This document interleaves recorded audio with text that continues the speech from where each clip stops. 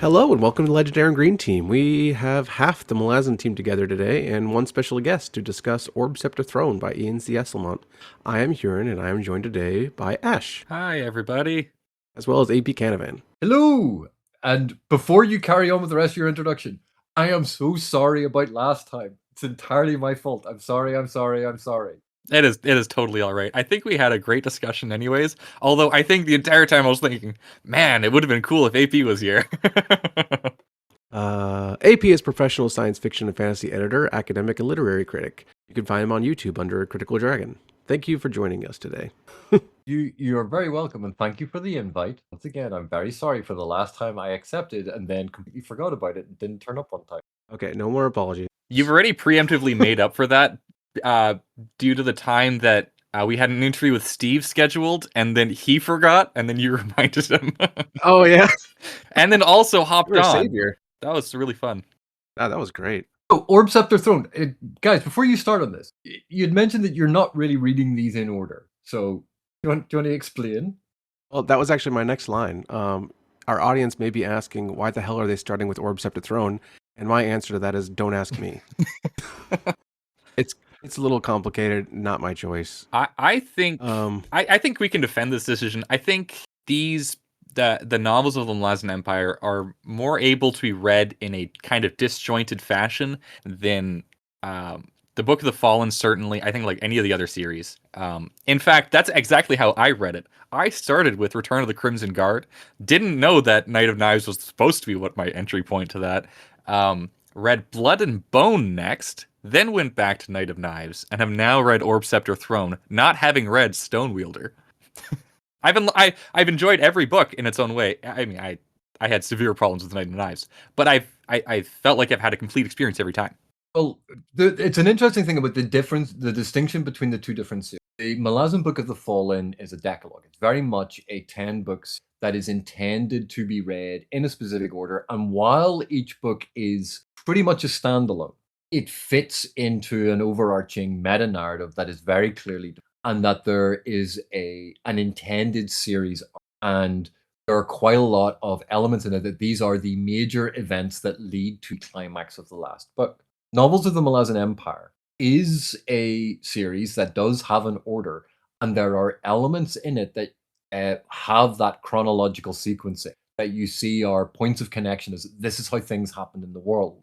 But because it doesn't quite have the same meta-narrative, what you're actually reading, it's a bit like reading excerpts from the history, say, of Europe.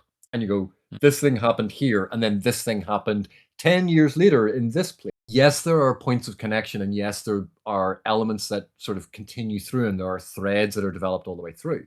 But it's more focused on standalone entry. But they are related, both thematically and with causal element. And also, this one, Orb, Sceptre, Throne, is almost in direct conversation with Toll the Hounds. More so than any of the other books, I think, in Novels of the Malazan Empire. This one is in direct conversation, one of the books of the Malazan book. The others, yes, there are points of connection. Yes, they fall in a certain sequence. Yes, they are dealing with their own interpretation and exploration of various thematic. But this is one of the few that you could almost read Toll the Hounds and Orb, Sceptre, Throne as a duology. And I wouldn't not recommend it, at least. Yeah. Especially if you enjoyed Toll the Hounds and Darujistan as much as I do. And I'd say even among the books of the novels of Malazan Empire, Toll the Hound stands out as being more standalone than the others, because only one major plot thread, the one between Kiska and maybe I should spoil that, is taken from a previous Malazan novel, correct? Yes and no.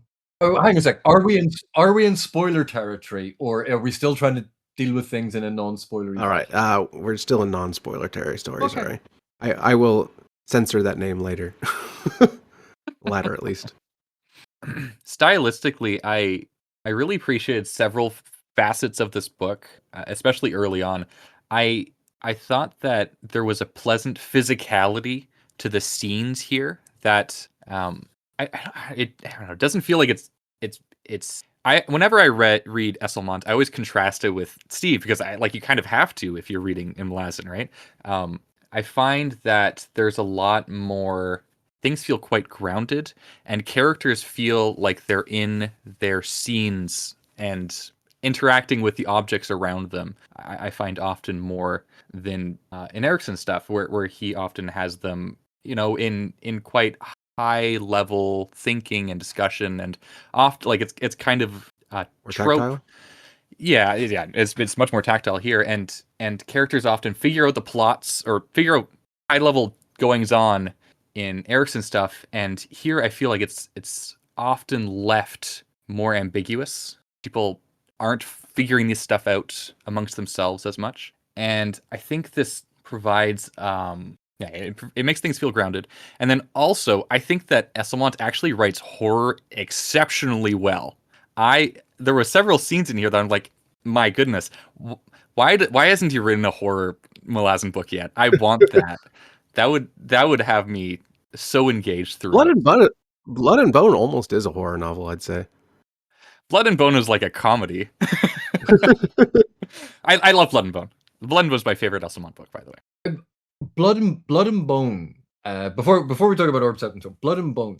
The evocation of Hematan, the jungle setting in Blood and Bone, was one of the most impressive and yet at the same oppressive sort of settings to encounter in the Malazan world. Where if people are familiar with Ericsson's, say, Chain of Dogs, by the end of that you feel kind of exhausted because you've been traveling with these characters. But with Esselmont's Blood and Bone, you feel the journey in an entirely different way. It's not the miles that it's the fact this oppressive nature of the jungle coming in, the smell of it, the tactile nature of it, the evocation of all of the sensory information that really makes it come alive.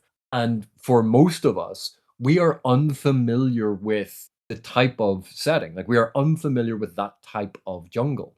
And it appears very alien, and it resists humanity. It resists us. And so we have this monstrous other sort of setting. And just as you'd said, Esselmont is incredibly good at evoking that sense of horror. And he did it he's done it in Stonewilder. There's a couple of moments in A Seal, in Blood and Bone.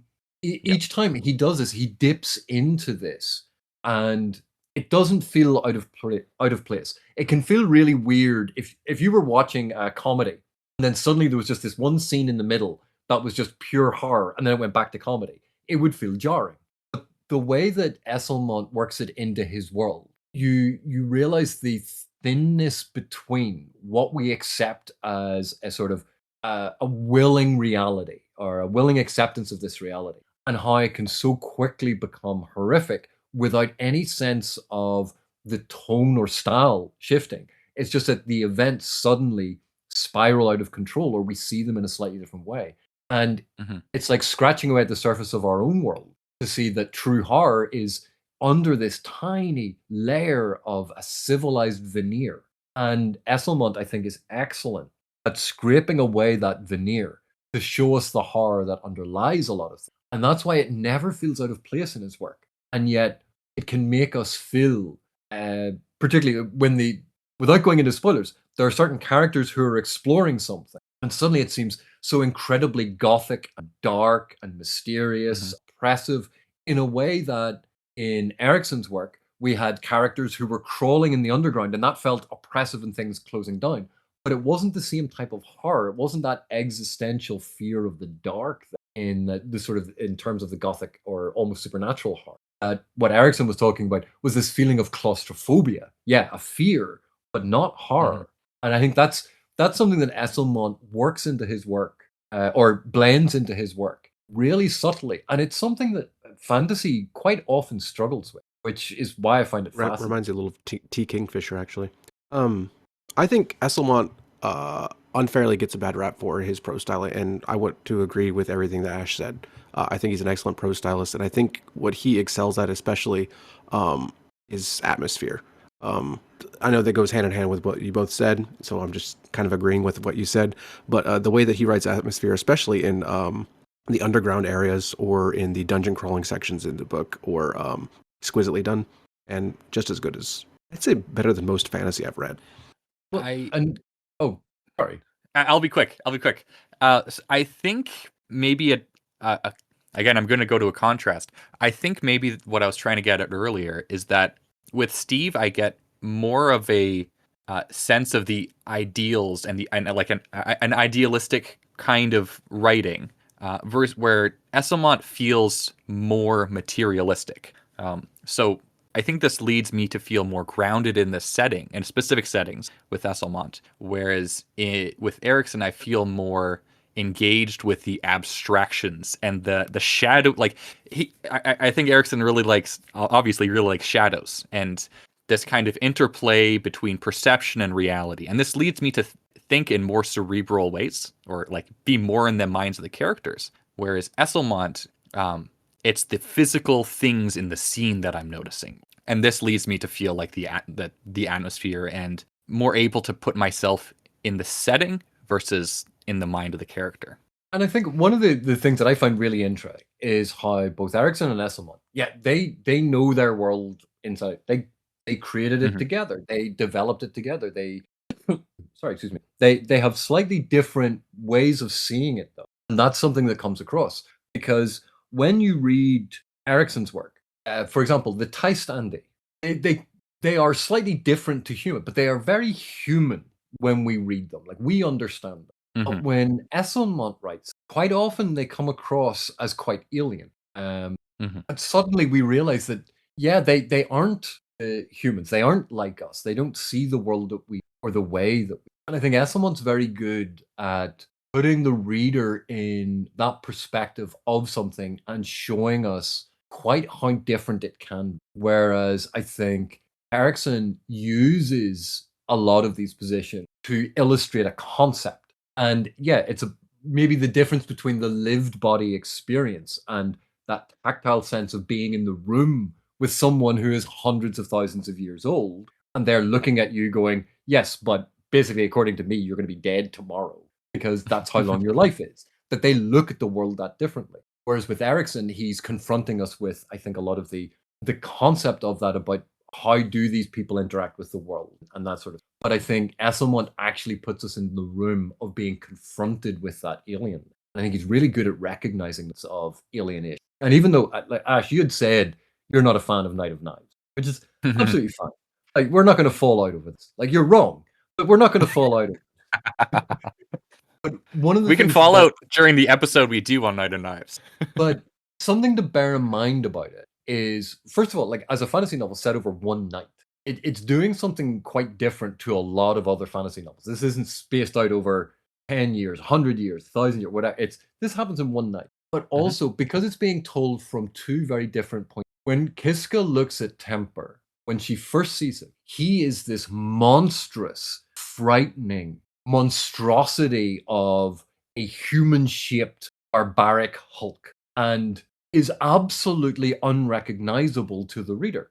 And yet, the reader's also been in Temper's perspective, and we know Temper, and we know understand Temper. I think Esselmont is fascinated with how our perception of things shapes our understanding of. And we see that play out in Knight of Knives, because if you were solely going from Kiska's perspective, and there's that one moment basically where the narratives kind of overlap, and a lot of readers trip up on that, because they're sort of going like, how can we have read, who was that thing? You go, that was Temper. You go, but no, we were following Temper. Temper's not like that. That's how Kiska sees him. That's how the rest of the world sees him. And Esselmont, I think, plays a lot with that aspect of it. And it's a technique he likes. It's a technique he uses time and time again, and we see it with aspects of Orbs, Sceptre, Throne. How various characters are perceived by others shapes our understanding of them. But we can talk about that in the spoiler section. You want to say anything else in the non-spoiler section, Ash? Let's see. No, I think we've said all there can be said about this. Well, do you even want to talk about like elements of theme that we could talk about very generally? We could do that in a non-spoiler fashion, or would you prefer to get into the nitty-gritty and actually discuss?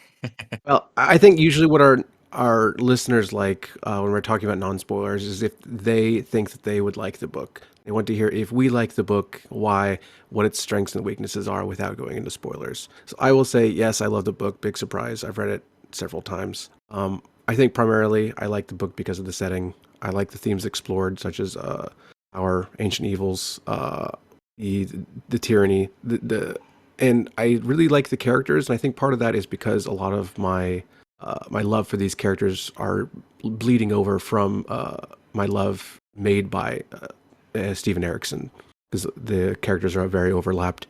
I like almost I like every plot thread too. It does everything I want in a Malazan book, and it does it well. Yeah. I think I do have some criticisms of this. So I generally quite like the style. There are parts of the style that I did not jive with. I think that there is often a colloquialness to the narration that I kind of rubbed up against. Every author has their words that they use, obviously. I didn't like the usage of the word frankly very much in this. I didn't. I don't necessarily mind the narrator talking to the reader and quite directly, and he does, I think, fairly frequently. Sometimes it served to deflate scenes for me, or to it was a bit too casual at points. And to contrast that, I think that I could spot several occasions where Esselmont had had taken inspiration from certain periods of history that I think are quite interesting here. And I quite like Esselmont's relation to history. The concept of history gets talked about like ad nauseum in the Malazan, and I think deservedly so. I really appreciate how Esselmont clearly has thought a lot about certain historical events and is writing not necessarily like them directly into the story, but has seen them and has thought like, okay, I can do something cool here. And I think very often he does. And I laud him for that because I love history as well. Yeah, I think, well, I was going to say, for me, one of the big draws of this book in particular, with Stonewielder, there was quite a focus on concepts of religion. So not a focus on religion, but on focus of concepts of religion and how it interacts with society, how events can lead to cults or religions or sets of belief, and how myth and storytelling evolve over time, very much in that religious context. Here, in this one, we see a lot of how ancient history shapes the present that we live in, and how the stories of those past times get told and retold, and they actually shape who we are as we discard quite often inconvenient aspects, and we hold on to the more positive or the better spin of, so much so that we get to the present and our understanding and knowledge of the past has been distorted so severely that we don't realize it. And what Esselmont is able to do with this is he plays with a lot of the notions, a lot of the concepts of the importance of tradition, but of how tradition limits us, how we should be aware of the past and know and understand the past because that shapes who we are. But at the same time, we should not be beholden to the past is a tyranny upon us and can be destructive. There are a lot of big questions about the importance of history in shaping who we are and the importance of our understanding of that history shaping. And those are big, big questions in this. I think in a lot of respects, Esselmont knocks right out of the park. That if we take that thematic consideration, I find so many sections of this book enthralling because of how it was investigating and asking questions about these very core aspects of how we perceive reality, how we perceive our societies, how we perceive our cultures, and where all of that comes from. And I thought it was incredibly profound, the juxtaposition of so many of the different plot threads and storylines and character arcs, that they were being compared and contrasted to one another to show all of the different facets and complexity of this topic. And that's one of the things I absolutely loved about this book. He could have said it in anywhere. Like I'm not a Darujistan stan the way that some people are. But it's a fantasy setting. Great. I was enthralled by these questions it was investigating about I recently culture. read The Book That Wouldn't Burn by Mark Lawrence. And as I was reading it, I was constantly drawn back to, because I'd finished this one and then I read The Book That Wouldn't Burn, how similar they were in those respects. So if you're kind of interested in the same things, I'd recommend our listeners read that as well. But don't forget also, a major theme is don't give money to archaeologists because they're gonna bury up the past and everything's gonna go to shit. No. You're allowed to fund archaeological expeditions as long as you don't try and steal the stuff. It's the difference between using archaeology to study and find out about our past and to look after these sites, and someone like Indiana Jones going, oh look, a golden idol, swipe, oh, I'm being chased by a boulder. If he'd just gone in and go, oh, I take a couple of pictures of this gold idol on the pedestal, oh, isn't that beautiful and amazing, right? Now seal it all up and preserve it, that would have been fine. But no, we had to try and nick it, in which case he gets chased by a giant boulder. I think that's ignoring the long history and tradition of archaeology. Stealing things. They were preserving them in other countries, in museums and private collections to make sure that they didn't get lost. All right, so actually, now I'll talk about this in spoilers. I think. All right, spoilers. From now on, we're going to just talk about everything. Anything's okay, even Carcass. Although I don't think it's going to come up. I'll find a way to work it in. It always comes up. I'll appreciate it. Orchid was in Carcass. Yeah. I just to piggyback onto the archaeology thing. Like this I thought I saw like a when they're first going into the tomb of the tyrant. That felt like Esselmont was pretty directly inspired by the Egyptologists, and specifically that like the curse of the tomb, which I don't remember which one. Common. Yeah, that's it. Yeah, where like several people had gone in and like gotten sick and died, I think it was, right? Well, then there was the whole thing, like when one of them was like 92 and died, and they went, the curse finally claimed him. You're like, he was 92 years old. Yeah, and like the mask being of central importance there, and like spooky mummy stuff, basically. Which, anyways, I thought that was really that was really cool. If that was intentional, if not, I mean, I can read that in. But I also think there's an interesting scene in the Silver Spike, one of the Glenn Cook Black Company stories, where they are basically excavating down through the magical layers that was imprisoning essentially the tyrant. Very, very similar scene and sequence about the different layers of traps.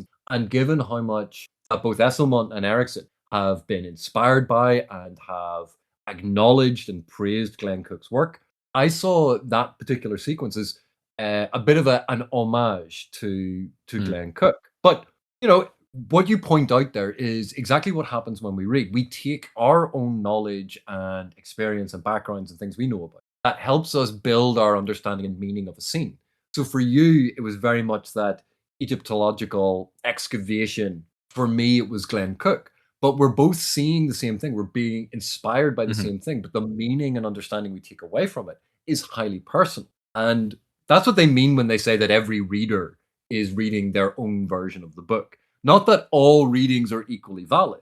It has to flow from the text. You can't just go, oh, well, this reminds me of that time when I was on an F-15 flying over the Gulf. You're like, what? Oh, well, it just popped into my head when I was reading it. But that's not anything to do with the text. Texts aren't infinitely flexible, but we still understand them and create meaning from that text. And as long as there's a good sense of connection between the text and our meaning and understanding, and we talk about it as that sort of like a valid reading. Yes, this is. Oh, well, sorry. This is something that I've been I gained a deeper appreciation of. You had very kindly recommended some books on literary theory.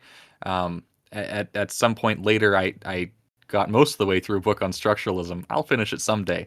But the writer of that book very much was emphasizing that, like, there are these structures, at least according to structuralists, but the reader needs to construct the meaning from these elements that are present within the text. It like quite literally, like a text is meaningless on its own until someone picks it up and reads it, and this is why like a text can be good for some people and not good for others, because maybe you don't have the experience or the subjective experiences that cause these feelings to arise in you when you read the book, or give you a deeper appreciation or whatever.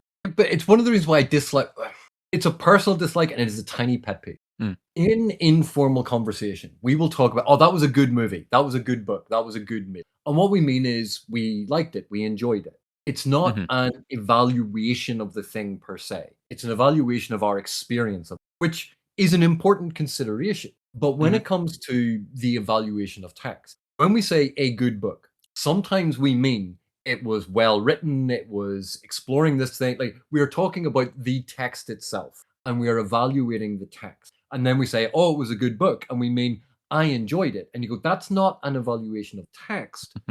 That's an evaluation of the reading experience. You go, the reading experience, really important, but the reading experience is individual. The text is a thing that sits there that we can look at today, we can look at tomorrow, we can look at in years' time. The text doesn't change. The interpretations of the text will shift over time. And in fact, a text that we read today, if we read it 20 years ago, we might have a very different impression of it, simply because our tastes have changed, our understandings have changed, our experiences have changed. So how we interact with the text can be very different depending on our stage of life. But the text hasn't changed. So we were then faced with that paradox. If we don't recognize that distinction, we are faced with the paradox of, it was a good book when I was 20, but it's a crappy book now that I'm 40. You're like, but the book hasn't changed. If the book is exactly the same, then the thing that has changed is not it. And, it's such a straightforward thing. So when we talk about, oh, it was really good, we use good so often as a filler and a general statement where we know what we mean by it. But actually, it's a very misleading term. And it causes a lot of miscommunication, particularly when we talk about media, when we talk about narrative, when we talk about film. And mini rant over. I'll just to add on to that. I agree with you about everything you just said. I do think that I have the somewhat controversial position that there is such a thing as objective aesthetic value. Even though I'm personally not comfortable, like I would not want to like get into depth defending any particular definition of this. I just think that when it comes to art, you can like there are pieces of art that are not as, they don't have the qualities that you would necessarily want. For example, we can take extreme examples. Like The Godfather, I think, is clearly a better movie than Tommy Wiseau's The Room. Even though a lot of people can derive a great deal of enjoyment from Tommy Wiseau's The Room, it is lacking something in an objective sense that means it cannot be like good, whatever we decide good to mean. Exactly. Which obviously that's a whole can of worms that we can't get into.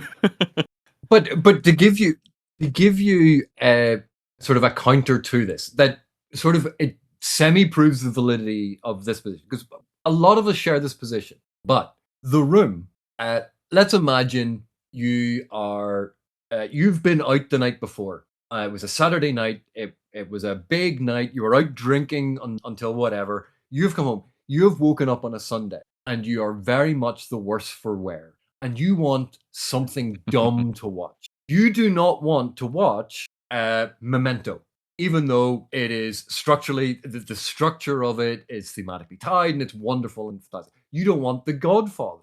But putting on something like The Room and you go, this is like absolute crap. But in that moment, it is a better film for the purpose that you're using it for. And this is the thing that trips us up a lot.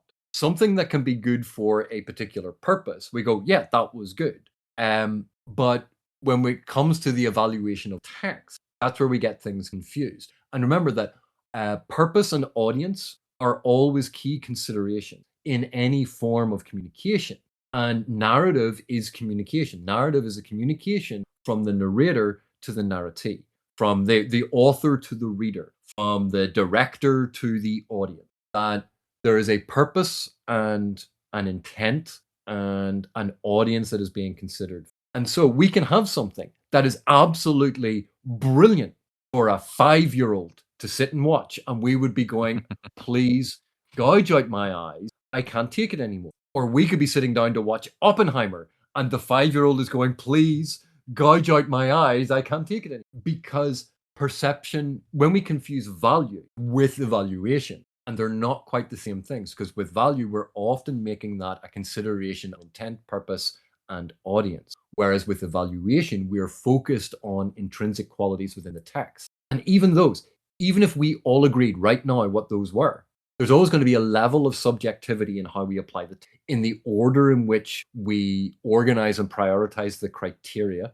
But also, if we go forward 10 years or back 10 years, you're not guaranteed the same criteria. If we look at texts that were valued as shining examples of great literature from 100 years ago, we would look at them now and go, yeah, but the psychology of the characters isn't great, and like this is really cliched and this is stereotypical, and like why are they using all of these adverbs and adjectives? Why can't they use more pared down and direct prose? This is also purple. Like, because our tastes have changed and what we prioritize and value within texts has also changed. And therefore, texts that are produced by people closer to our generation are more likely to match a lot of those things. So objectivity is by and large, there are aspects of we can talk about the quality of the language, but we have to also acknowledge that we have chosen certain criteria, and those criteria are not universal and they are not unitemporal. They don't exist through all of time. In this moment, in this time, these are the things that we are saying are important. But in 20 years' time, they might go, no, we have a radically different set of criteria because we're valuing different things. But we'll then have our rubric and judge the text or evaluate the text according to an agreed upon rubric, which is steering it away from individual personal subjectivity and more less subjective than that towards objectivity, but it can never be fully objective. And that's the difficulty people have. We can never be 100% objective. Oh, so everything's subjective. And you go, well, how much black has to be added to a giant pitcher of white paint for it no longer to be white? You go, 1 atom, because then with 1 atom, it is now no longer pure white. That's what we're talking about. So we can never be fully objective, but that doesn't mean that we have to rest always and completely in personal, individual subjectivity. If that makes sense. Yeah. I think that's a great lecture on Makes perfect sense. I don't mean that in a derogatory way at all. I think that's great. Yes, I agree. I think that there are certain qualities that when it comes to saying something is good or bad, I think that there are certain qualities across time that just because of how humans are, there will be things that persist. And what those are is maybe impossible to nail down in any kind of definitive way. And I certainly won't be going around saying, like, I think that Steven Erikson is objectively a better author than Glenn Cook or Gene Wolfe because of these things. And then I have a high-minded pass these edicts down from my crystal throne or whatever. So yeah, you have to be very careful. You have to be very careful with crystal thrones because it's cold, it's hard, it's uncomfortable, and if you catch your arm on those edges, you're gonna need stitches. Yeah, absolutely, and prone to shattering. I just think the important part in making evaluations such as that is just making your criteria well known and explaining yourself why you feel like it hits those criteria. Sure, your criteria will be subjective, but if you properly justify why you think it fits the criteria well, then I think it's fine. And most people. To give you an example of this, do you remember when you were in school and you were in mathematics class and your teacher used to put the problem up and you had to show you're working out before you gave the answer? And the thing is, you'd look at it and go, oh, well, the answer's clearly 4. And you could just write that, this is so easy. I could just do it in my head. The answer's 4. But the reason your teacher wanted you to write it out was to show your thinking, to show that you understood the process. Because sometimes you would go, oh, the answer's 4. And they went, well, actually, the answer's plus or minus 4. And I don't know whether you just guessed at it or if you actually knew that. If you show you're working out, if you explain the reasoning behind your the criteria or your reasoning for how you have evaluated it in a certain way and what conclusion you got to, then someone might go, I might disagree with your conclusion. It doesn't equal 4, but I can see you're working out, and I can see that you are privileging or emphasizing or prioritizing this certain aspect, and I don't prioritize that. Therefore, I can see how you ended up where you ended up, but that's not where I ended up. But we share a very similar process, and it enables communication about points. It enables us, even when we disagree with whether or not we like something, to actually have productive conversations about it instead of, oh, the writing sucks. Oh, well, this is just so bad. And oh, the author would be spinning in their grave, or whatever thing that they are saying. Because all of that is just, I didn't like, and I can't believe that you like it. But you're also aware that everybody likes things that other people don't like. That's what taste is, personal preference and taste. We all have things that we like and dislike, and we do it for different reasons. Well, yes, okay, but I still can't believe that you like that thing, because that thing's terrible. It shuts down the conversation. I think the math example is great as well, because our mathematical systems are constructed based on a set of axioms that we've agreed to observe. So, like, theoretically, 1 + 1 does not necessarily equal 2 if I have a different set of axioms that I've accepted at the start. So, like, again, it comes down to like, what you value or what you decided are acceptable criteria.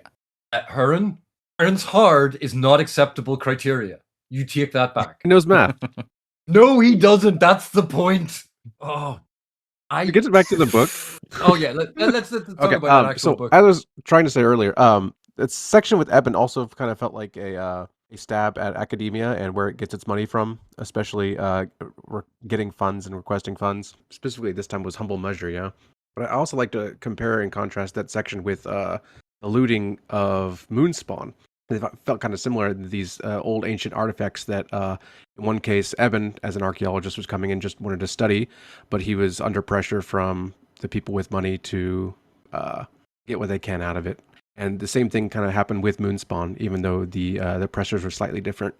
And this was something I'd mentioned earlier about setting up similar but distinct investigations of the same thing. And I think that archaeological dig versus the almost gold rush mentality of Moonspawn and what happens in the spawns. But you have that similar, at the root of both of them in terms of problem is an avarice. I am not necessarily going to go on a whole thing about capitalism, but the idea of going there to find the thing, to get the thing because you want the thing, that is shown in both circumstances to be problematic and to cause issues and to cause conflict and to have devastating consequences. Whereas, and the slightly more, I think, maybe positive view would be this idea of going to excavate something for the pursuit of knowledge and understanding, not to possess, not to use it as a tool in to accrue power, not to use it as material wealth, but to use it as an understanding of our past, as an understanding of our culture, of understanding of our people.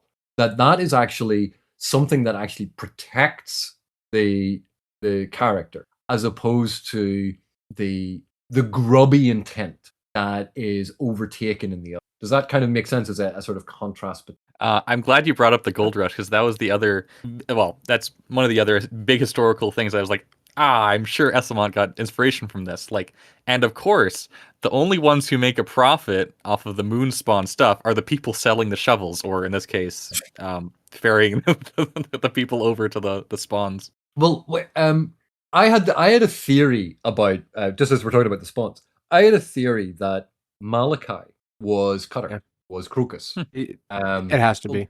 Do you think the theory makes sense? Do you want to go through what is your reasoning for this? Because it had popped into my head. I know I've talked about it in the past. When it became clear that he came to Moonspawn to find the Gardens of the Moon and get a flower, everything kind of fell into place, right? He's an assassin or a person who likes to play with his knives, which is what he's known for. He seems to have some sort of powers of shadow, which I assume were given to him by the rope. I forget his name now. Yes, thank you. Earlier in the book, on this reread, I noticed this. Ralik Nam specifically asked, "Where's Crocus?" His absence was noted, and then later we were introduced to Malachi. And a That's lot what I of that picked was up, my at least. read. When this book, because of its focus on Darujhistan, and we pick up a lot with as many of the original Phoenix crew or the Phoenix Inn crew that had existed who were still alive. But the one that is patently missing is Crocus. And then we go to the Spawns, and here we have a thief character who is spinning, making the daggers appear and reappear, and sort of spinning and playing with the daggers in exactly the tricks that he had learned in House of Chains. And then we find out his purpose is to find the gardens of the moon to steal a flower for Apsalar. Or, well, ostensibly for the goddess of the, but Apsalar. But it was, I just sort of looked at it and went, but this then reads to me that this is Crocus doing something to try and, because he had left basically to find Apsalar to go, I'm really sorry, honey. Will you please take me back? And this struck me as the kind of romantic gesture that he would make. And there were a lot of similarities. So that's why I thought that. Yeah, I thought that the language use was too obvious, especially when the Gardens of the Moon, Get the Rose, and the mention of Apsalar. I think it was definitely Esselmont saying, "Hey, you remember this guy?" And he's I think Toll the Hounds and this book are the only books where like Crocus is like a guy that I'm interested in. So it's funny. It's the kind of romantic gesture that Crocus would do, and Apsalar would be like, "Why are you doing this? Like, do you know nothing about me at this point?" Anyways, he doesn't deserve it. I know, which is why it made so much sense in my head. Yeah.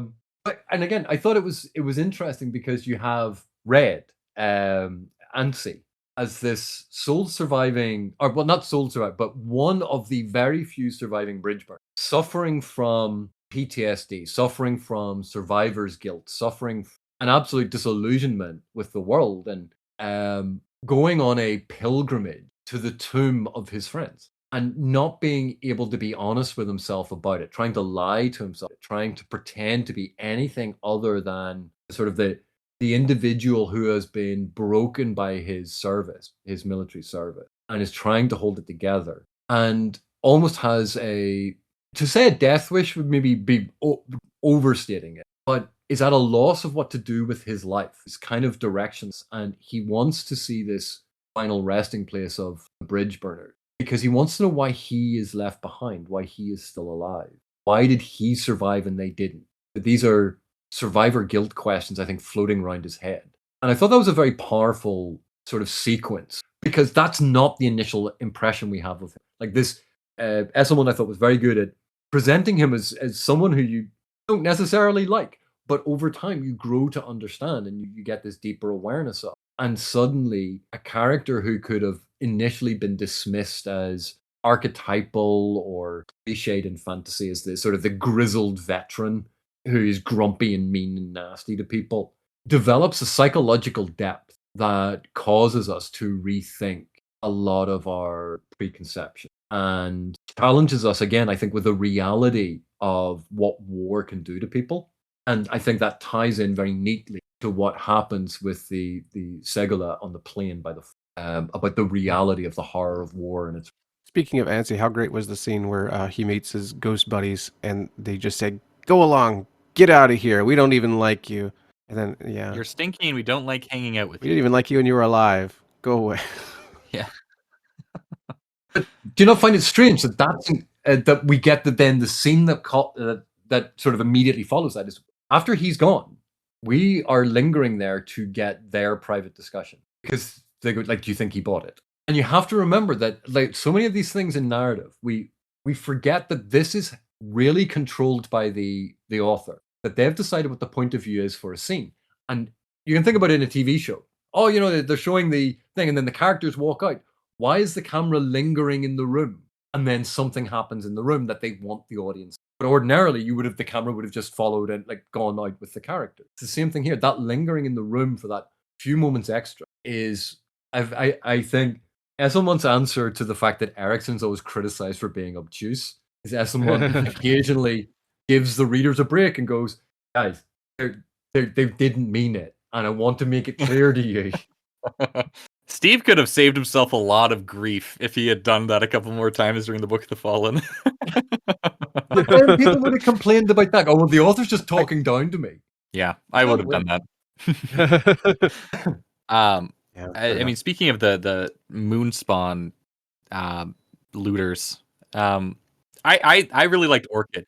That was a very D&D experience. I thought. I mean, the whole book is a very D&D experience. Actually, I think Esselmont writes in an extremely to me it feels very familiar if you've ever played a tabletop role playing game.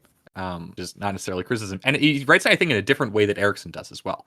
They both have this clear inspiration from the role playing games that they played, but again, their perceptions of the experiences are different, and how they interact with these role playing games, I think, is clearly different as well. And I appreciate the differences because they're it's interesting to see the two different perspectives, and I kind of share both of them when I do my own games. And yeah, it's one of the, when people talk about, I've heard people complain about, oh yeah, this is just it's a D&D campaign, or this is just a role playing game that's been written up as if it's a lit RPG or one of those sorts of. And it couldn't be any further from the truth, because, and again, our experience of gaming, be it any sort of tabletop game or anything like this, is going to be radically dependent on the group of people we gamed with and how we gamed and what we focused on. That I remember, being told, someone actually left a comment on my channel once. I lost all respect for Erickson when I found out that he wrote this thing and it was a flip of a coin in a game. Right, that's one thing that happened in this entire novel that he wrote. And you're saying that the outcome, because if he did it this way, he would have written it that way. If it came out the other way, he would have written a different thing. He would have explored it in a different way. So he flipped a coin to see which one he was going to do. That's why is that? Oh, it suddenly ruined everything because that's not how normal people write. I had no idea.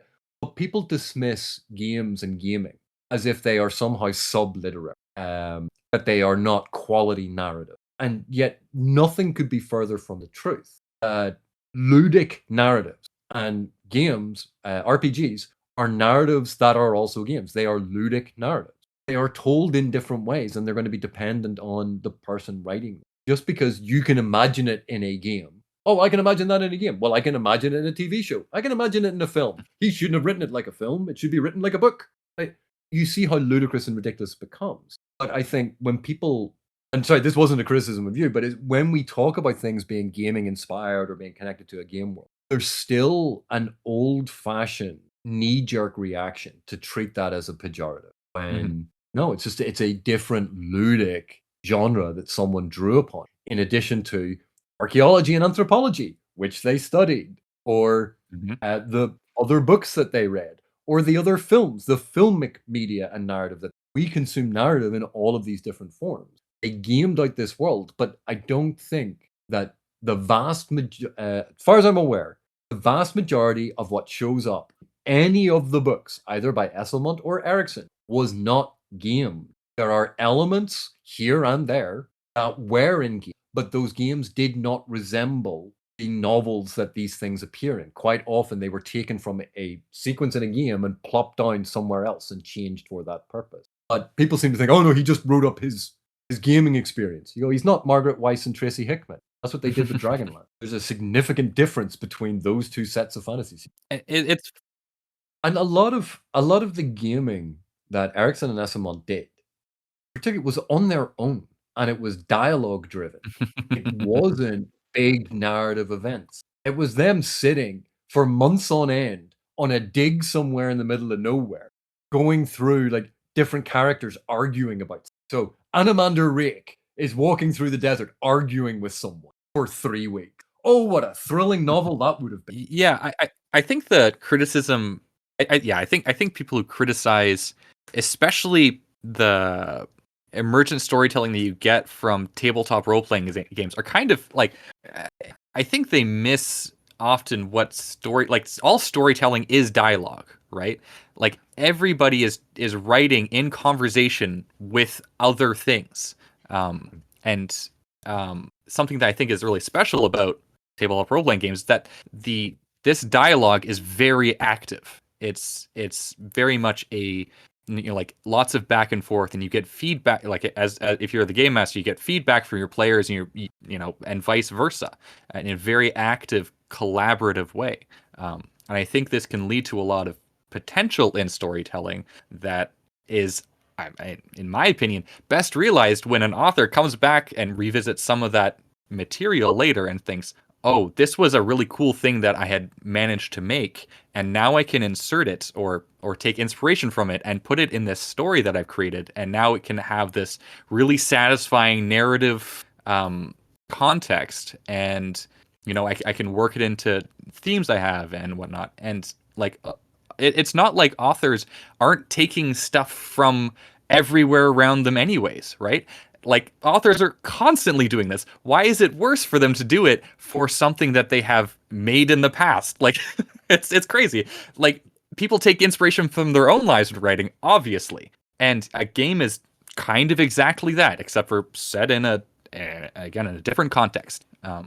One that is often extremely appropriate for fantasy writing.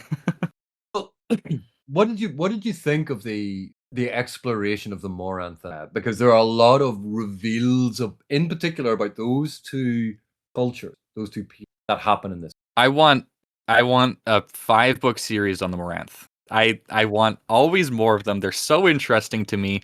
I am not frustrated, but I like if either Erickson or Esselmont wanted to write more of them, I would love that. Please. See, I vehemently disagree, and I'll tell you why I disagree. I want mystery left in the world. I don't want every aspect of the world nailed down and exposed to light so that I can poke over its in. I love the fact that there's enough there for them to be interesting without them being detailed in some sort of vivisection and splayed across and it's something about a lot of modern fantasy writing that I don't enjoy as much is the sort of the encyclopedic over explanation, over exploration of every aspect of the fantasy world, laying out all of the rules of how the magic happens, all of the rules of how this culture came to be. And it can be incredibly satisfying in an encyclopedic sense. But in terms of my imagination, post-reading, I want room for my imagination to fill in gaps and to explore things and wonder. And that old adage, leave the audience wanting more. And I think setting something in the Moranth culture would run the risk of making it pedestrian, mundane, profane. And AP, you're dead wrong, and I'll tell you why. If Erickson gave us a 5-book series on the Moranth, it would be nothing like what you described. It wouldn't be encyclopedic. He would give you exactly what you asked for, but in a different way than what you wanted. And we would follow probably a Segula character in the first book. We'd get to the Moranth in the last book, and it would probably be incompatible with what we knew in the first place. Tell me I'm wrong. I can't say that you're 100% wrong on that. But there are aspects of I like. Yeah, I agree with the sentiment. It was interesting for me that Esselmont went and did the Paths to Ascendancy as a prequel series building up toward the start of both his works and Ericsson's work in the Malazan. And Erickson chose, I'm going to skip forward 10 years and follow on from what happened after the end of these series. Neither one of them, I think, is in a hurry to explore every avenue and nail it. And I like that for them. Esselmont and Erickson both have tried to explore very different things in each of their works. And that's why I said that Esselmont's works are almost, each one of them is almost like a standalone. It just so happens to fall in a world with a shared history, or a shared world and a shared history. Ericsson's Malazan Book of the Fallen, structurally, a lot of them are standalone. A lot of the deep meaning that you can extract from them is easier and makes more sense if you read them in roughly the right order. But if you think of the events, most of the events are self-contained, and what you need to know about the characters is not conditional upon previous knowledge of those characters in other books. You're given enough knowledge of the characters in that text to see how they function. So theoretically, you could read each one of them as a standalone, again, within a shared universe, a shared world. The problem is with the much later books, that only really makes sense because they are designed as a capstone, much like a seal. A lot of that only makes sense if you've read the previous books, the novels. Yeah, I should clarify. I don't I also don't want everything nailed down. I do love how both Erikson and Esselmont are very comfortable leaving ambiguity even within scenes. For example, they don't often describe the physical appearance of all their characters because they want, like, most of the time, they're letting you fill in what that's going to look like. Great. Fantastic. I think specifically with the Moranth, there is, I think, so much narrative potential, like narrative and thematic potential, that I want to see explored. And I'm fine if I don't get it. It's not like this. I'm going to say this is a flaw of Malazan. It's just this would be something I think very compelling to me personally, and appeals to my taste so much that I think it would be great if they explored it at some point. If they don't, that's fine. This actually ties into a point that I was going to bring up later. There is so much they can choose to engage with us on in this world, and so much within it that it's like there's always going to be blank edges. There are a couple points where I'm not going to say I was disappointed, or I felt like Esselmont let me down in any way. But Steve has said previously that he likes to, throughout the Book of the Fallen, he leaves like hooks for Esselmont to pick up on if he chooses to. And sometimes he does, and sometimes he doesn't. And I think there are, like, for example, a lot of these hooks are picked up in a phenomenal way in Return of the Crimson Guard, when we see the fall of Lazine, and frankly, he did like an amazing job with that. I think he like Lazine is like one of my favorite characters in the series because of this. But specifically when it came to the IMAS character and Raced, there was kind of like a potential conversation with them set up and told the Hounds, like, maybe this will happen. And then we get to see these characters and they're just playing cards. And there's no dialogue at all. There's no, I think there could have been an interesting conversation there. It happened 6 months earlier. We just weren't around for it. By the time we got there, they were playing cards. They'd done the interesting conversation. It would have been lovely to see that. And then also with a character of Humble Measure, who like does feature in this book, but he doesn't figure as prominently as I was going in expecting him to. Well, and again, I think this is like, as you have huge amounts of experience of in having conversations, both within the Green Team, but when you have other people on, like me, that you go, I want to talk about this thing, and you start talking about it, make a point about it, and then someone else starts talking. You go, no, can we go back to the thing that I wanted? You've gone off in a completely different direction. And they picked up what you were talking about, how they understood it, what they connected it to, their understanding and meaning that we talked about earlier in terms of audience and intent and meaning. They connected it to something completely different. And I think that's what we see in this partnership between these two authors. We talk about it as a dialogue, not as Erikson tees it up and Esselmont hits that exact ball. It's Erikson goes, I find these things. Do you want to play with them? And Esselmont, that one, well, I'll put that one over there. This one's fascinating. I have a way to play with this. And I think that, like I said at the beginning, this is one of those books that I think is very much in dialogue with Tol'Lahun, with Legacy, and what Legacy means, because you have that very definitive ending. The duel at the end of, can we talk about Tol'Lahun's in terms of spoilers? Yeah. So Dasim and Rick and their duel, their fight, and what that leads to. And here we have Dasim again, the repercussions and ramifications, and then being placed in a very similar sort of situation, except this time we have the third and Yan having the duel, and Dasim and sort of being promoted through this. But we have that whole consideration of Dasim regretting aspects of his life. He was the first sword. He was this consummate sword master. He fought Anomander Rake and killed him. And he is also now a semi-divine or divine figure because of this sort of link to December, god of sorrow. We could almost say the god of regret.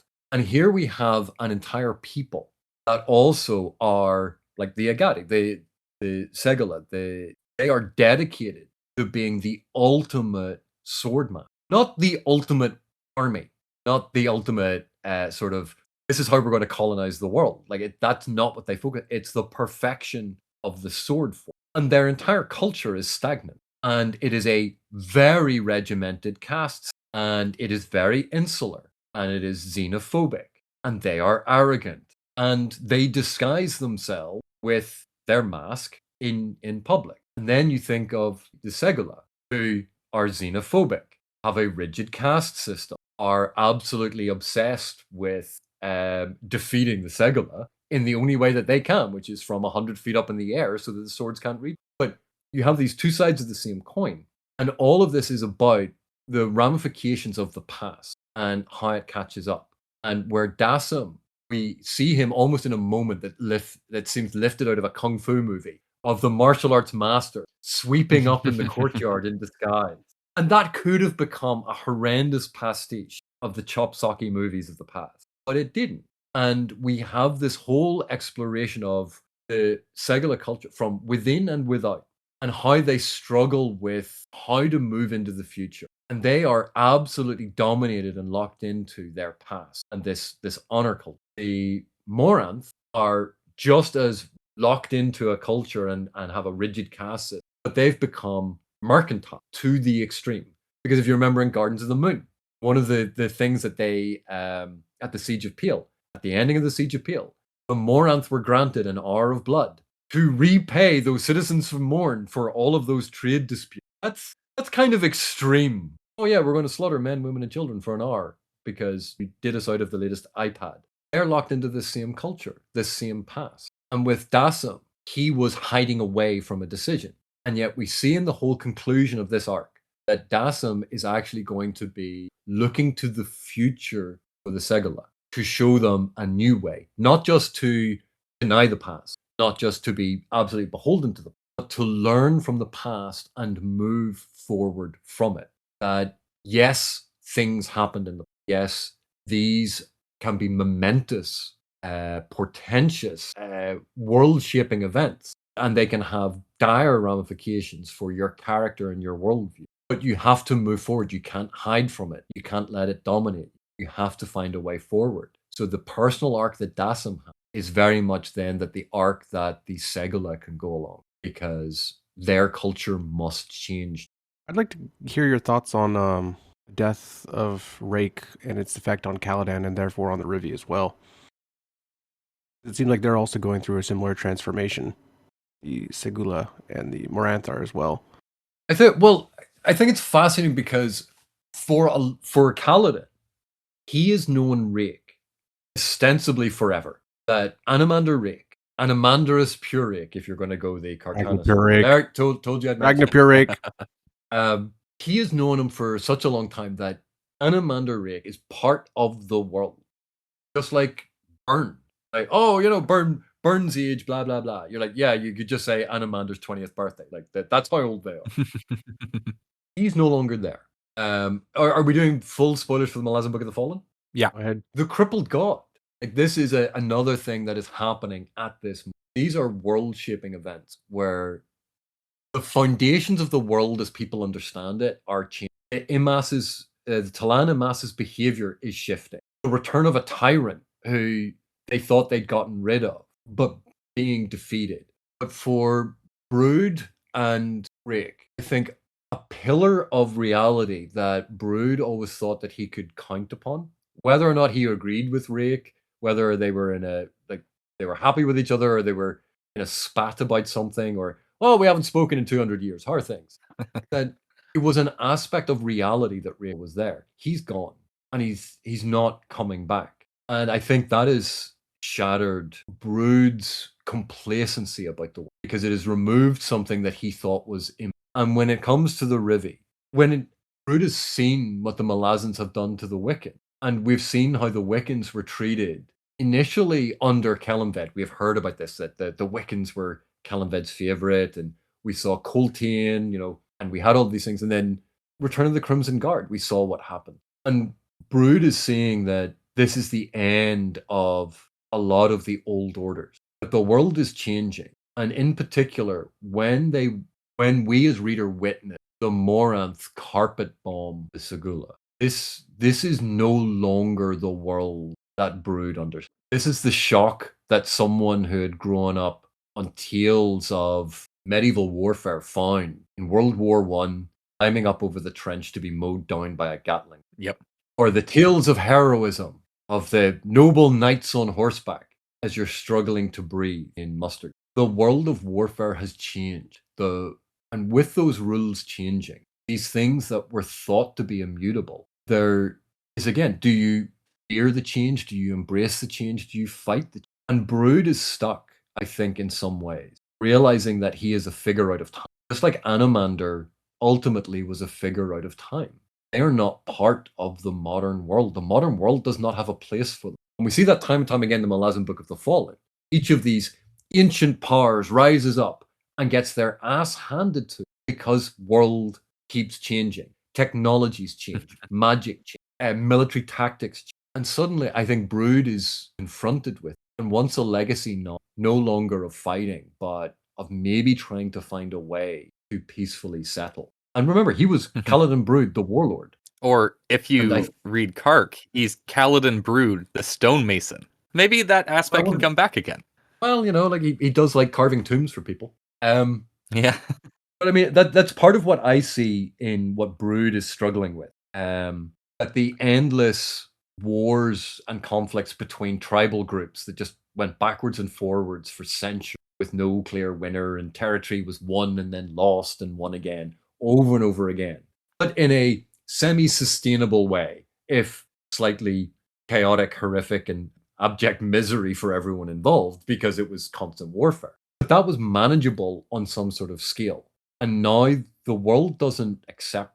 The world is becoming starker and colder and does not have room for. And the only way that these tribes will survive is to change from the established tribal traditions and find some way to survive, much like the Wiccans. And I think Brood confronted with that reality, and it's quite frightening and worrying because these are people he had vowed to protect, but you can't protect a way of life that's not viable. To add on to that, I've been reading the Hero with a Thousand Faces. Very interesting, Joseph Campbell. One of the points he keeps hammering is that so you shouldn't throw away the myths of the past, but they need to be constantly renewed and reinterpreted and made appropriate for the world that you now find yourself in. And once you stop doing that, you are dead, essentially, right? You're existing in a world where, like, if you refuse to change, then you cannot, you have essentially arrived at a place where life can't reach you anymore because you need to. You're shaking your head so much here, and you can interject if you want. Every adaptation. Yeah, exactly, just right? Like the last you version. always need to retell things and find ways to make them work within your new context. And I think this is something that we see like perpetually throughout the Book of the Fallen and just the Malazan world as a whole, is the ones who are refusing to adapt to new realities are the ones that don't stick around, even if they were extremely powerful before. It's a perpetual cycle, and you can't necessarily use like rigidly apply themes from the past. You should learn from them, but they need to change. And clearly the Segula need to clearly the Segula need to do this. I think it's funny because I think we have no indication that Dasim Ultor will be a good leader at all for them. It's kind of left open-ended because he hasn't done anything but fight his entire life. That's not strictly true. But it's everybody. It's the Moranth are just as guilty of this, and maybe more so considering the horror POVs that we got during the slaughter of the people. Like the Segula were just killing them, and then the Malazans are pitying the Segula who are just being slaughtered from Gatling guns, like you said. I mean, I think this is a moment where we see the Moranth as more adapted to the world than the Segula are. And this is not necessarily a virtue because, I don't necessarily think bombs are a better, more ethical way of killing people than swords. I don't know if swords are more ethical, but clearly bombs are more effective. The Moranth have found a way to adapt to the world they're in. I think we don't get too much from them. And the Segula have stayed on their island for the past who knows how long, just getting better at the sword. And swords may be getting obsolete in life. But again, think about it. We just mentioned three different groups there: the Segula, the Moranth, and the Malazan. The Segula retreated to an island. They enshrined their traditions for so long that they forgot why they were traditions, and they just became tradition. They perfected mastery of the blade, mastery of the sword. Why? Well, it was just the thing, and this is now the thing that they should do. And they are supremely arrogant. The Moranth, again, very, very similar. But realizing that they're never going to be as good with the sword as the Segula are like, right, we're going to see these two insects. I'm going to breed these insects and make them really, really big because then I can climb on their back. And they have the same single-minded pursuit. They have the same closing off and hiding their bodies, hiding their facial features from the rest. They are just as xenophobic. They are fixated on their fight, on their conflict, on their disagreement with the Segula. They're absolutely fixated on it. Their entire form of warfare is how to beat the Segula. That's their focus. And the Segula are focused on, sweeping daisy with low cut, sword greets the dawn, or whatever it was that Robert Jordan. But when we think of the Malazans do not look at the world that way. The Malazans look at the world and go, right, well, okay, you're great with the sword and stuff, but, like, how good are you against munitions? Not that good. You're really good with munitions. How good are you against magery? The Malazans look and adapt to the actual world. Of those three groups, the Malazans are the ones whose influence spreads from sunrise to sunset on the planet. Not either of the other ones, no matter how powerful a warrior with a sword they are or how powerful their munition is. The Malazans are the ones who are adaptable to the world. And when we see them with their plan for Darujhistan, we saw that initially it was, we'll take it over. But then it's, okay, but if we took it over, you're still going to run around and do your own thing and have your own culture and this sort of thing. Just, stop enslaving people. That they impose this. And I think some people have accused Erickson of being a colonial apologist. And I think those people have not read the work particularly closely. But the Malazans, in comparison to the other two, learn from the past and do not have a set future. They adapt to the future around them. And, their patron is basically Shadow Throne. Shadow. It is mutable. It shapeshifts.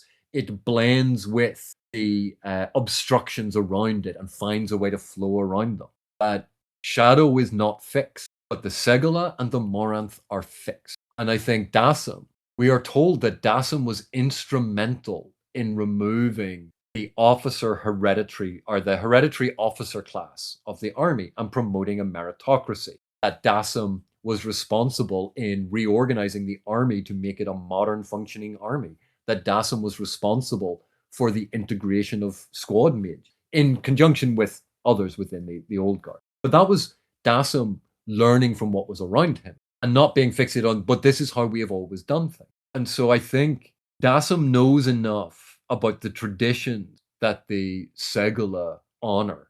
He knows enough about their worship of the sword and is competent enough with the sword that they can understand that. Like, they understand that aspect of the culture. But he also understands a different way of seeing it because he's external to it. He did not grow up with the Agadi, but he understands meritocracy. He did not grow up insular, but he understands the dangers of the mass expansion. That in some respects, he's a halfway measure so that the Segula can take a step into the future, a step beyond being limited by their past. And we don't necessarily have the same thing for the Moranth.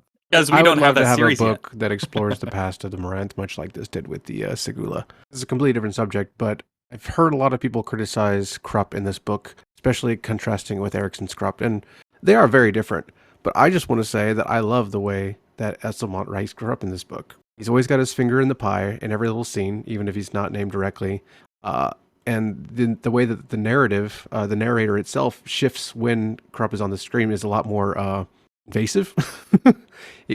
It talks directly to the audience or refers to him as our hero. And the narrator himself becomes a character in the story. I like that.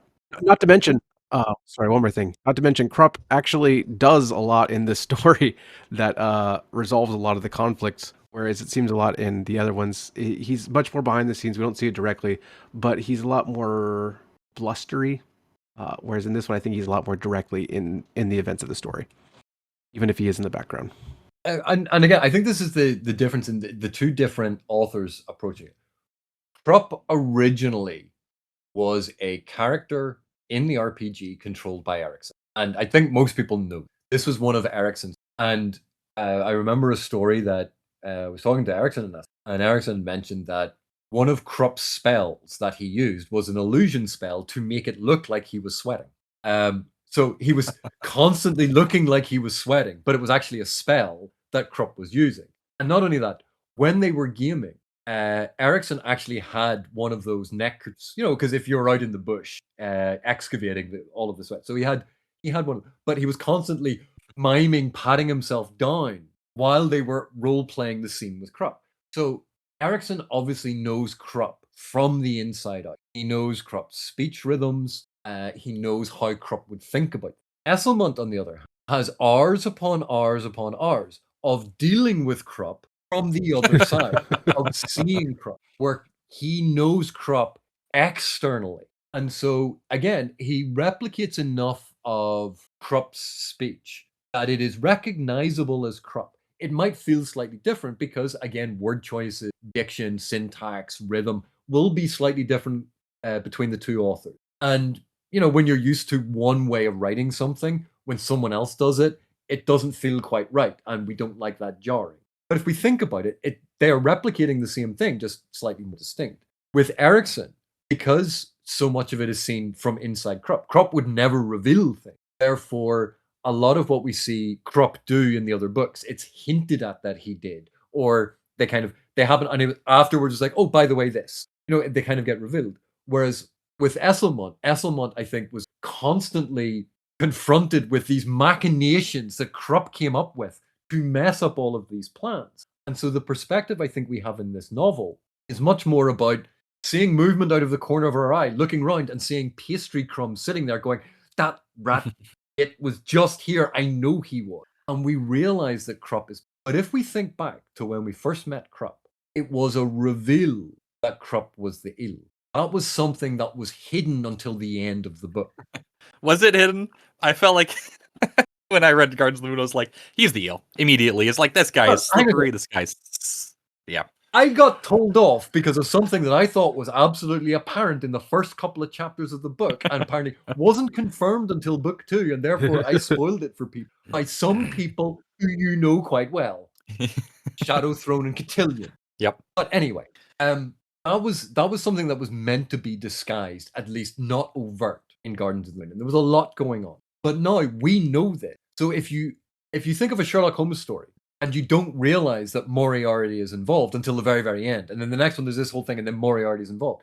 But then later on you go, right, it's the Sherlock Holmes versus Moriarty story. And you're like, yeah, but we know it's Moriarty from the beginning. Like, that's the whole focus. But the focus and point of the character and what is being revealed is actually different because the author knows that you know who this character is. So Esselmont isn't disguising him the same way that Erickson. And we still, we do see that. And again, part of it, I think, is Erickson's caginess with making it too easy on the reader to give away detail. It's not that Erickson is wanting to be obtuse. It's that Erickson enjoys stories that you dig away at. That's the story he enjoys reading. And so that's the type of story he enjoys writing.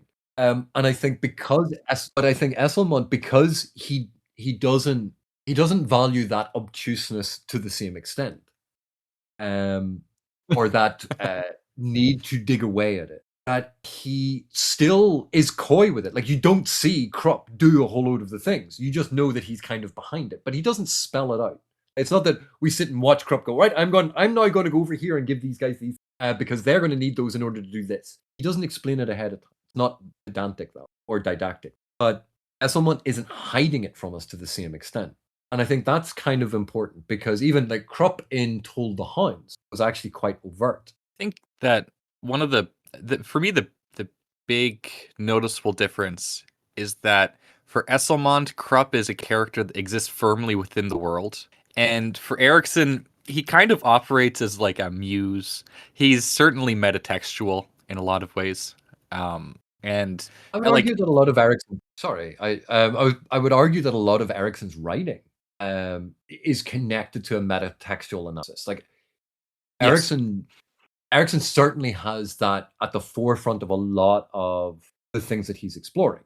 Esselmont isn't necessarily focused on that to the same extent. And so I think that, again, it's a difference in how they approach their storytelling. It's a fundamental approach, even though it's the same world. I want to say that I think that element is also present in this story, this book as well. And I want to share a short section.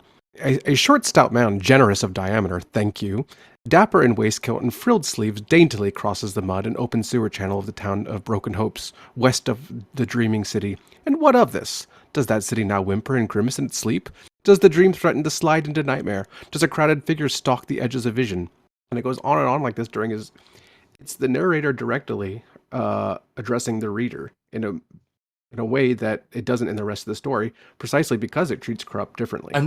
But we saw that in Toll the Hounds. Toll the Hounds is a balance of narrators, because ostensibly Krupp, but again, one of the other narrators, the narrator of the entire Malazan Fallen, is the crippled god, is Kamansod. And so Kamansod is adapting Krupp's point of view. So like there's a significant playfulness when Krupp is involved, because Esselmont drops a hint in this book that Krupp is a lot older than a lot older. And it's hinted that Krupp's actually been around for a long time. So he's no mere mortal. And Esselmont hints at it. Again, he doesn't give the explicit detail. But just as we find out that the Torah Cabal are actually demons who have been masquerading as humans ever since the last time the tyrant was up, that, again, there's the city, despite being the city of dreams, the city that has evolved and changed and become so wonderful, is actually locked in kind of stasis, because the distinction between how it is now and how it was then doesn't seem so great. They haven't become the center of a great trade empire. They haven't extended their cultural influence all the way across 7 cities and Genabakis and different continents. I mean, to me, it feels like Darujistan in this book now is one of the Roman cities that was left over after the empire collapsed. They're rich. They are part of this collection on the continent where, like all these cities have been influential in the past. They call themselves free cities, and they have very high opinions of themselves. And they once used to be part of this great, in quotes, empire. That was, is Darujistan Rome? There's certainly a lot of similarities, and especially a lot of similarities once the tyrant comes back and starts making the city white again, which famously Rome was, especially exactly after Rome fell the Roman Republic fell and turned into the empire. Augustus Caesar said that he found a city of brick and left it in marble, which basically exactly what's in the process of happening to Darujistan here, and is told to us was the case previously as well. So but again, this locked in the past, that Darujistan has been drifting along. It hasn't been advancing. It hasn't been evolving or progressing. It just has been existing. And so the Daru, even though they seem, they were squatters who ended up, like we've been told that Darujistan is layer upon layer upon layer of city built on city, like Rome, or Chicago. But we see that the Daru are directions. They don't really have a past. They don't have a future. They just exist in the present and are therefore beholden to everything that happens to them. They have no rudder to steer by. So it's a slightly different problem than the Segula and the Moran, who are beholden to their past. Those who are, it's the Daru have forgotten they have not learned from it. They have absolutely forgotten. And it's become myth, it's become legend, it's story. The other cultures did something different. The Malazans are the ones who pay attention to them, learn from the past, and grow from the past. And I think, again, that's one of those distinctions that gets brought up. Not necessarily that the Malazans are good. Not all growth, as anyone who has had a cancer will tell you, is good. The Malazans learn from it. It's potentially the least bad way of existing in this world, rather than the best. But Krupp wants... one last point. Krupp wants to protect and keep Darujistan. But there was a Gaiman story in the Sandman called Ramadan about the famous Sultan of Baghdad, who lived in this beautiful, magical version of Baghdad and wanted his city protected. So he contracts with Dream of the Endless. So Dream puts it in a bottle. And you have the similar sentiment in Red Sun, the Superman Elseworlds. Was it Mark Waid did that? And Lex Luthor poses Mark Millar. or Mark Miller, sorry. And Luthor poses the question to Superman: are you going to put the entire world in a bottle? The city of Kandor that Brainiac had put in the bottle, in order to preserve it and protect it. There's no room for growth. There are a lot of these stories, particularly in fantasy, where we have cities and civilizations that are thousands of years old, but they don't evolve. They are trapped in amber. So the outside of the amber might get worn and febrile, fragile, and flake off and suffer damage. But the internal aspects just remain constant. And anyone who studied Rome knows that Rome never remained static. The Roman culture didn't. The Roman legislature, Roman law evolved. Two different types of Roman law. And then when non-Roman citizens of the empire were getting better treatment than they were like, oh, well, hang on, let's get rid of that aspect. And Rome constantly evolved. It didn't remain. The ancient Egyptians. People talk about the ancient Egyptians like it was one culture and it happened like over a 10-year period. Thousands of years of radical change over the culture. But we think of these things in this sort of snapshot of 100 years ago, 500 years ago, 10,000 years ago. It's all this. But these cultures, at the end of the late kingdom?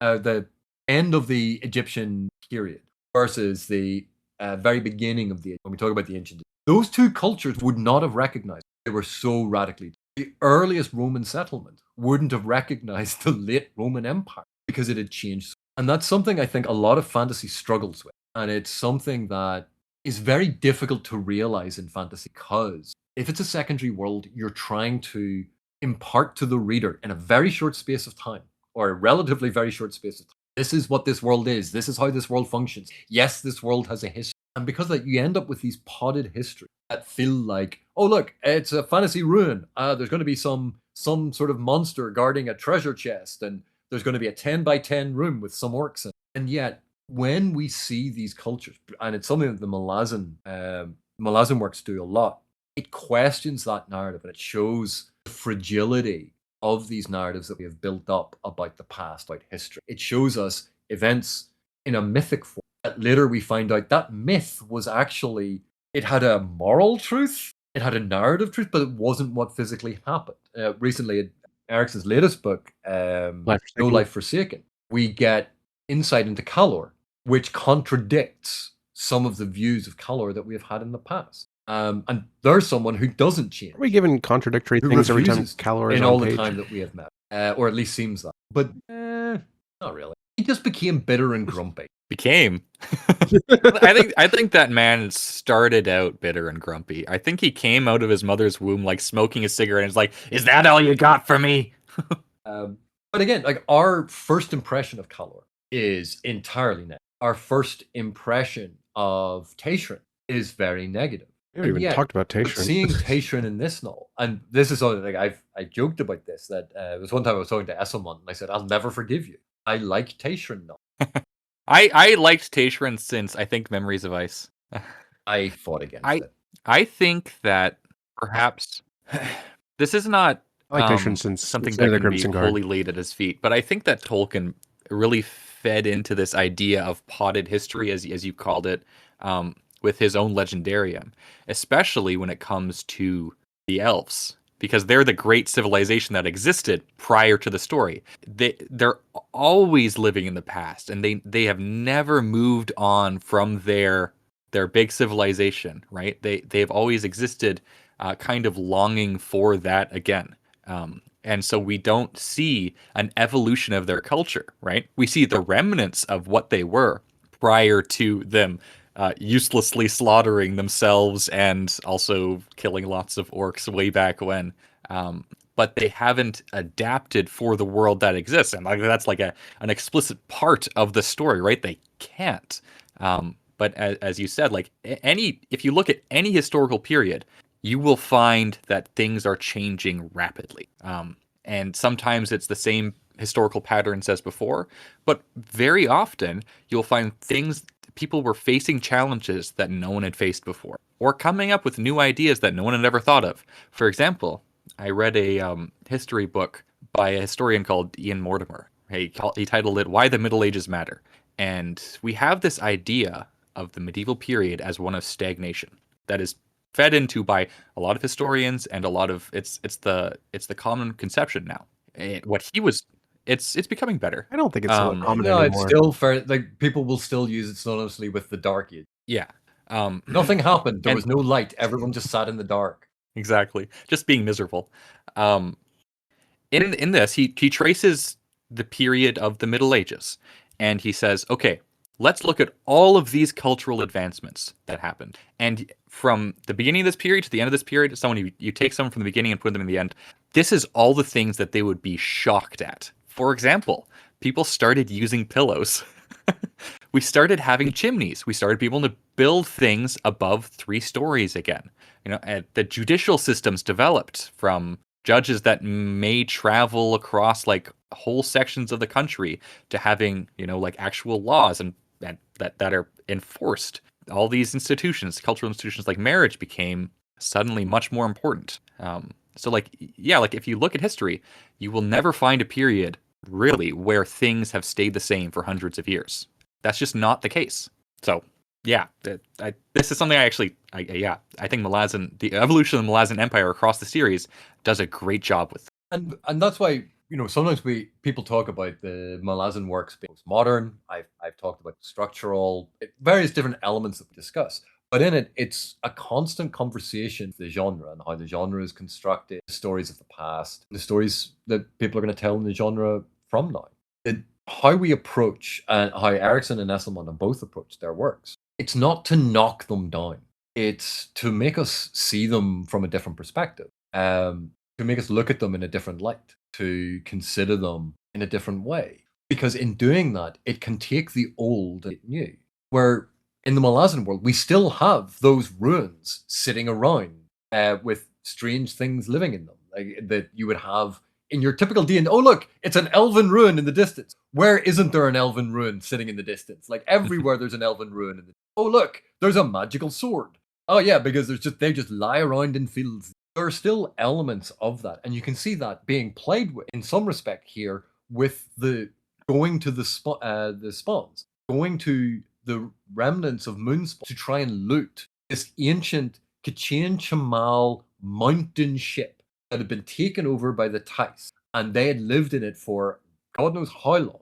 That there must be treasure in it. That they must have all of these things that they must have, because that's the image that we have of these ancient. That there's bound to be treasure, and so it's playing with, engaging with all of the tropes and aspects of fantasy that we know, that we understand, that we're aware of, but placing them in a world that doesn't treat them as a trope, or that doesn't treat them as a de facto, and is trying to make them an integrated part of the world with a reason and rationale and explanation. And that causes some things to break down, because we see those long-lived races, and how they look at the world is radically different to how we see them, because they perceive time differently. Look at the consternation that people had in House of Chain with Karsa saying, I'm going down to kill children.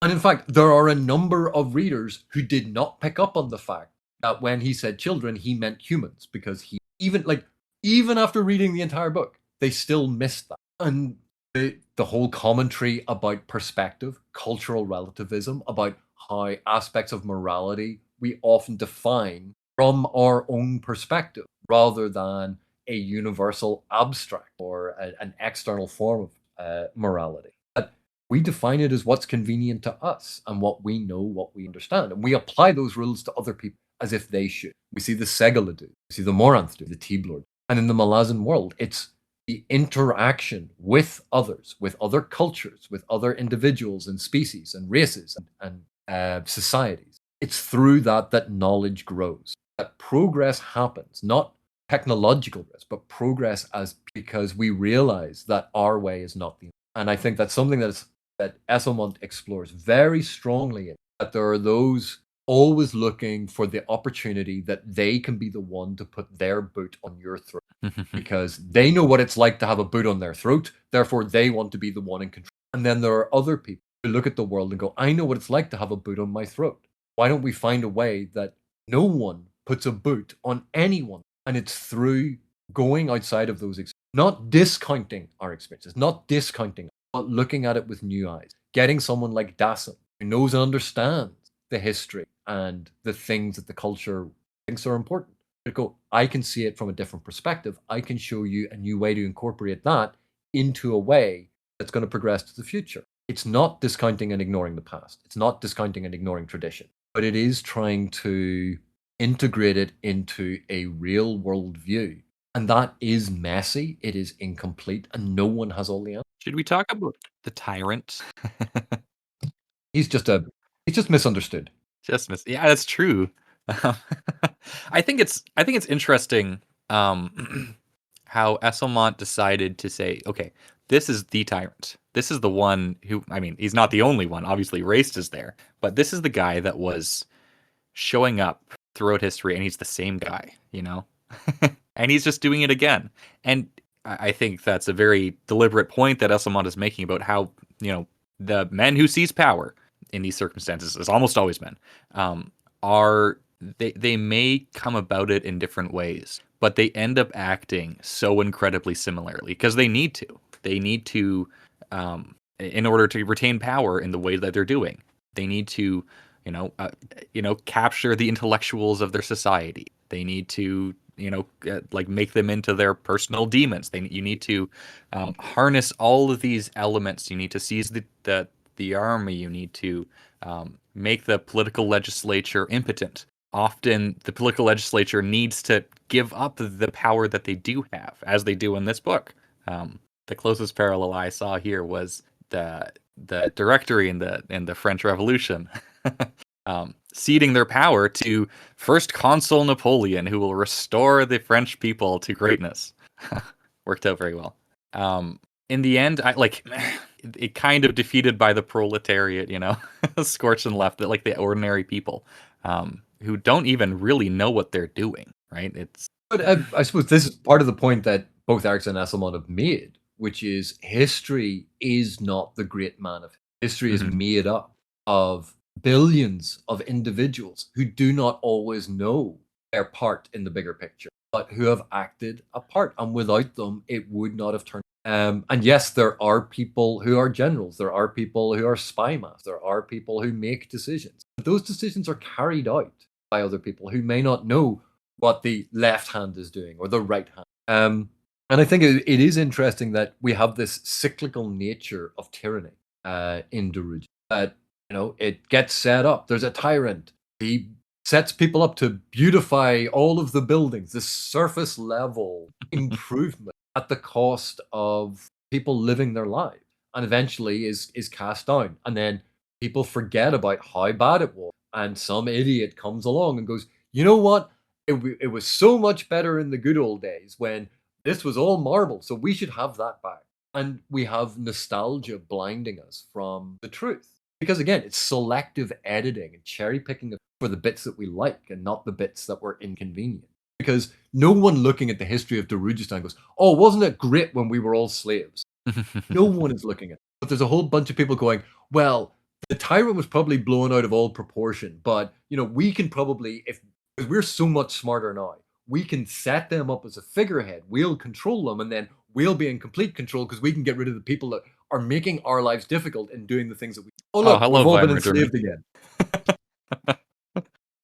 The Romans had a very advanced republic, and then it was, well, this guy Caesar comes along, well, Imperator.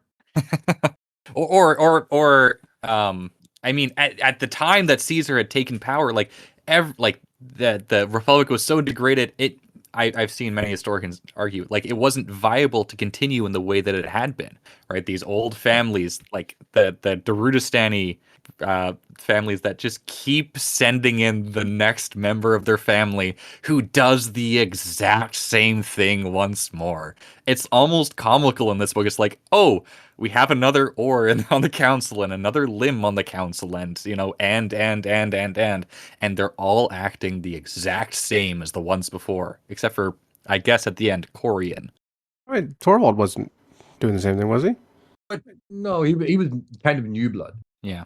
But I think it's interesting because you have when you think of, oh god, I was about to say the two guys who Next one is originally, there's the Barathol. politician and there's the blacksmith. Politician. Barathol and was it Cole or Humble Measure or Humble Measure and but the politician, because basically you have the politician going, we're going to uncover all of this so I can get power in politics, and Humble Measure going, I want all of this power so I can make Darujhistan great again. And they both wanted the same thing for Darujhistan. They wanted to be out from the power of the Malazans. They wanted to make Darujhistan a power in the region. They disagreed on how to do it. One was sort of the political machinations and let's go and do this thing, and the other was, I want to raise an army and conquer people. And again, neither one of them thought of, like, maybe we should talk to the Malazans. What about setting up trade and reverse colonizing them through culture, where we become the dominant culture of the Malazan Empire? But they both wanted what was best for Darujhistan as they saw it, and that's one of the issues. They weren't considering it. And they summon this idea from the past that immediately gets away from them. Like you were saying, that's like, this time we can control it. And of course, that falls apart immediately. But like I see them very much as locked into what anyone would agree with. We want Darujhistan to be a power, to be respected, to be the center of culture and commerce, and for people to come here and wonder, and we can. Who wouldn't want their city to improve that? But how they go about it, what they decide is the way to do it. They have very singular vision and the hubris. And I think Esselmont, far more than Erickson, is heavily influenced by tragedy. And so in a lot of his work, you see characters exhibiting classical and it leading very explicitly to their downfall. And this is something I think Esselmont just quite enjoys from his days of studying literature. But we see a lot of that in... Yeah, I appreciated the fact that Humble Measure actually learned some humility.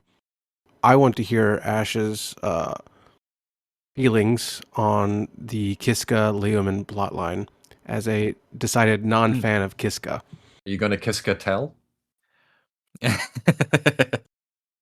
She certainly does. I didn't care for it.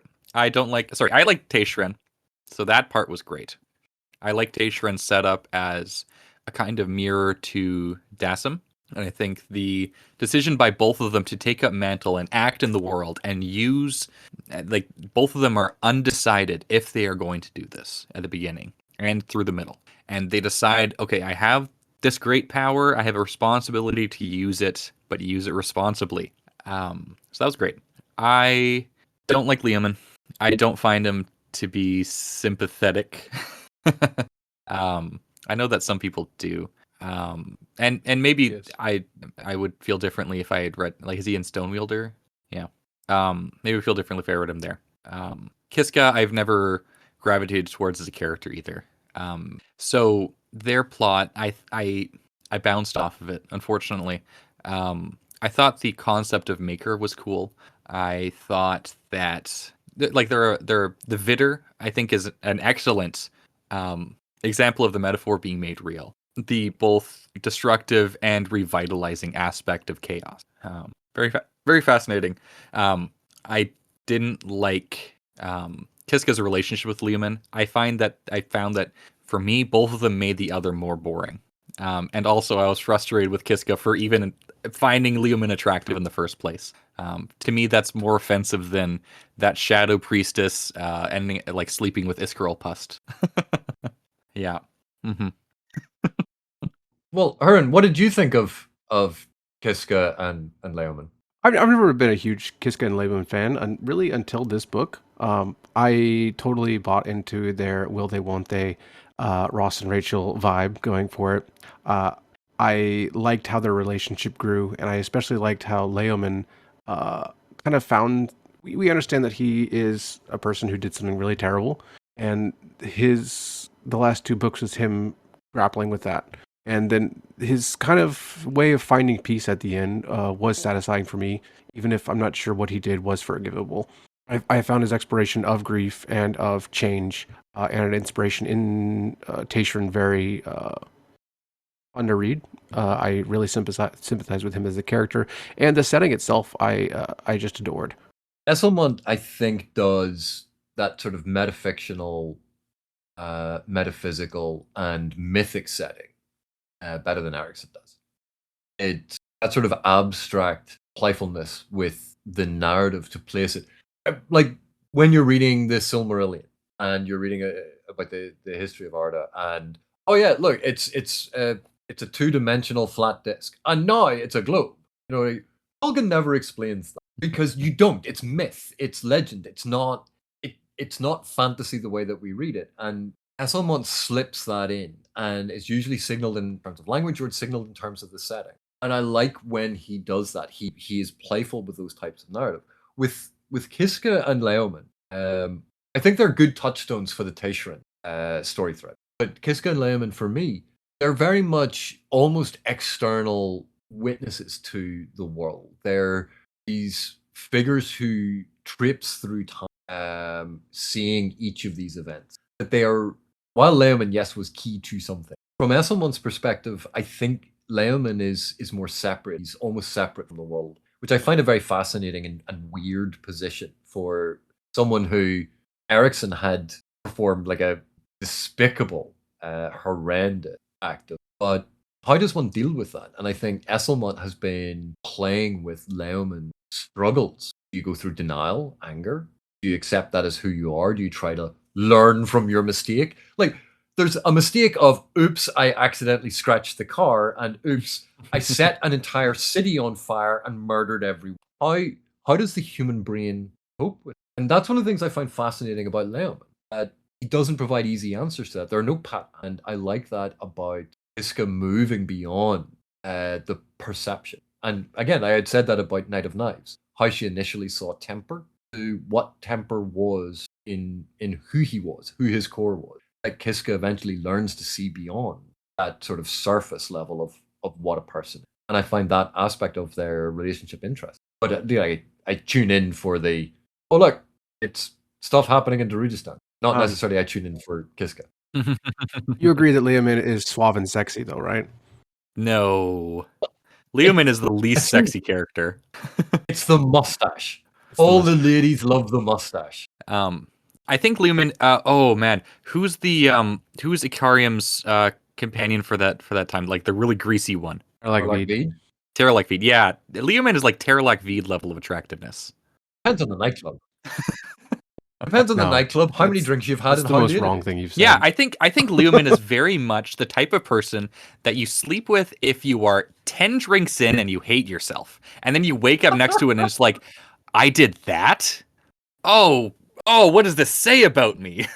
I don't know. I want Kiska to have that moment. I think she deserves later that. on, Ash's confessions to the internet. We have been in chat, you and I, here for about 3 hours now, so probably. Shall we sign off now? Guys, thank you so much for inviting me back. I really appreciate it. It's been really wonderful to see you both, and I look forward to chatting with you again soon. It's been really awesome having you. As always, AP, we love having you on. We love talking with you.